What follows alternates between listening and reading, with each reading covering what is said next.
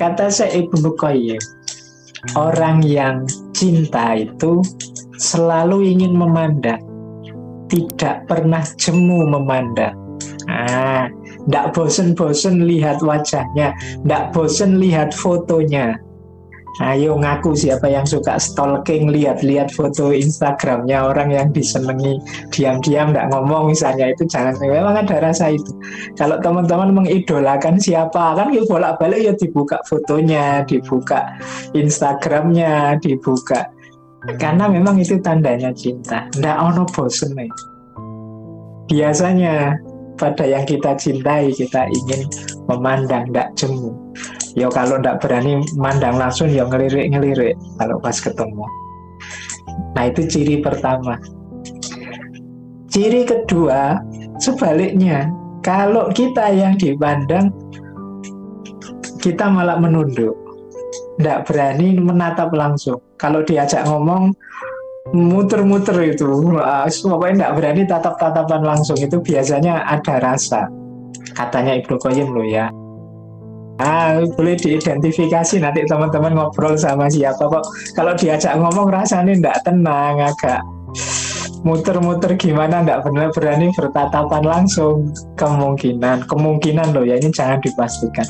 Ada rasa itu. Jadi menundukkan pandangan jika sang kekasih sedang memandangnya. Yang ketiga, itu saja banyak diingat, banyak dibicarakan. Namanya sering disebut entah sengaja atau tidak sengaja. Nah, kamu inget-inget yang sering kesebut secara tidak sengaja itu sopo, misalnya ngobrol, kita tidak sadar kok bolak-balik nyebut nama ini ya. Nah, misalnya, nah itu kemungkinan memang sudah tersangkut di pikiran, di hati kita. Jadi ini kata Syekh Ibnu Qayyim begitu, ciri yang ketiga. Nah, yang keempat, tunduk pada perintah yang dicintai dan lebih mengutamakan perintah itu daripada kepentingannya sendiri. Oh, ini kalau mahasiswa kadang-kadang ngerjain skripsinya pasangannya dulu, nanti aku lulusnya belakangan saja. Mungkin ada yang pengalaman gitu ya. Jadi kalau pacarnya sedang dapat tugas makalah dibelain melekan, bantu, kadang-kadang enggak bantu, buatin. Sementara makalahnya sendiri tugasnya keteteran, dimarahi dosen. Wow, itu salah satu tanda itu ya memang seneng. Atau teman-teman yang digituin sama lawan jenisnya ya, hati-hatilah, mungkin dia memang sedang suka. Itu ciri yang keempat, ada perhatian yang berlebih. Nah, selalu siap mendengarkan. Jadi selalu mencurahkan pendengaran untuk kekasihnya, orang yang dicintai. Tidak ada bosennya, betah ngobrol kalau sama dia. Semoga teman-teman yang pernah ngalami ingat ya, kadang-kadang ketika yang saling jatuh cinta telepon-teleponan itu bisa mulai isak sampai jam 10 malam, mulai enggak ono berhentinya. Kenapa? Indah mendengarkan dan berbicara dengan orang yang dicintai itu. Temanya bisa apa saja, kadang-kadang enggak terasa. Kita sudah ngobrol sampai tengah malam ini ya. Nah itu kenapa? Karena jiwa kita terbuka untuk menerima kehadirannya. Kan sering kita itu tidak kerasan ngomong sama orang. Kadang-kadang deket sama orang, sama orang ini tidak kerasan sama sekali. 1 menit rasanya 1 jam. Tapi dengan orang yang kita cintai bisa sebaliknya. 1 jam rasanya 1 menit. Nah, jangankan yang besar-besar, yang kecil-kecil ini dicontohkan oleh Syekh Ibnu Qayyim. Orang yang mencintai itu, lihat rumahnya saja. Jangan-jangan disebut nama kotanya saja yang dicintai, itu dia bergetar hatinya. Nah, itu berarti jatuh cinta beneran. Dan cerita, ini entah benar entah tidak, saya baca di salah satu buku. Jadi satu ketika Khalifah Abbasiyah ini punya putra mahkota, putranya Harun al-Rasyid ini kan Al-Ma'mun. Al-Ma'mun ini tiba-tiba sakit keras. Tidak ada tabib yang bisa mengobati.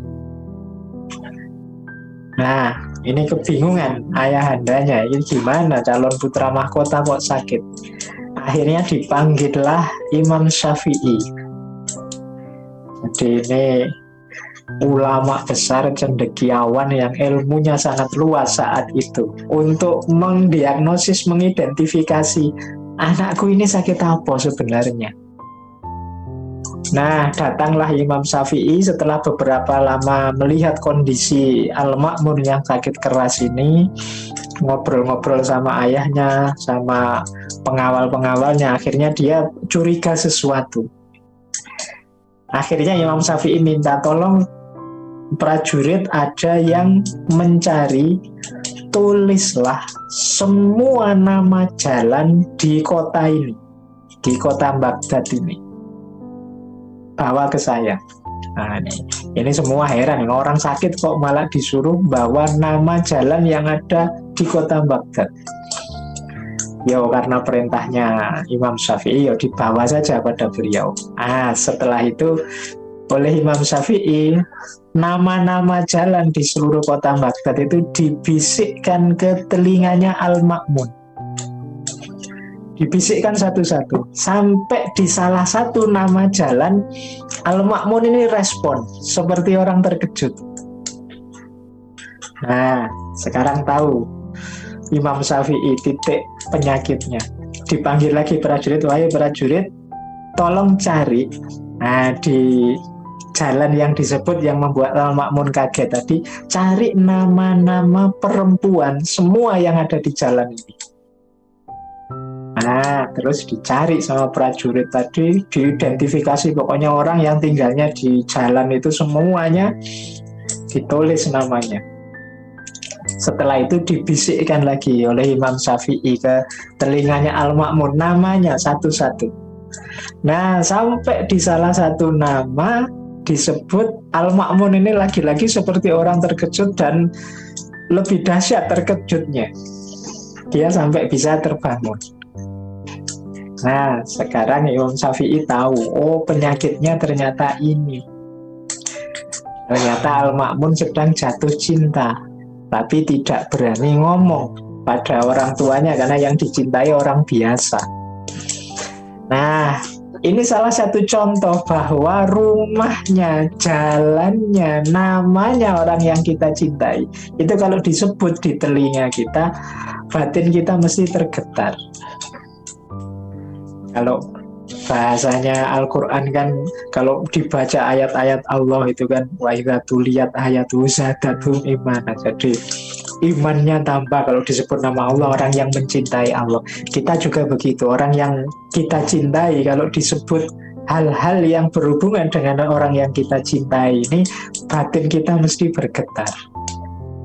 Yang lebih pengalaman, yang mungkin yang masih asik-asiknya jatuh cinta masih belum terasa. Nanti yang sudah mantan akan terasa kalau lihat, wah ini rumahnya dulu, wah ini, itu dulu kita berdua di sini. Ya, itu lebih terasa kesannya, tempat tinggal, rumah dan lain sebagainya. Nah, yang selanjutnya tandanya orang mencintai itu segera ingin mendatangi sosok yang dicintai, ingin ketemu terus. Nama lainnya dari rindu. Di orang yang jatuh cinta itu pasti rindu. Kok orang ngaku jatuh cinta tapi kamu rindu enggak sama aku? Enggak, biasa aja. Ya berarti belum. Kalau orang cinta itu mesti ingin ketemu terus.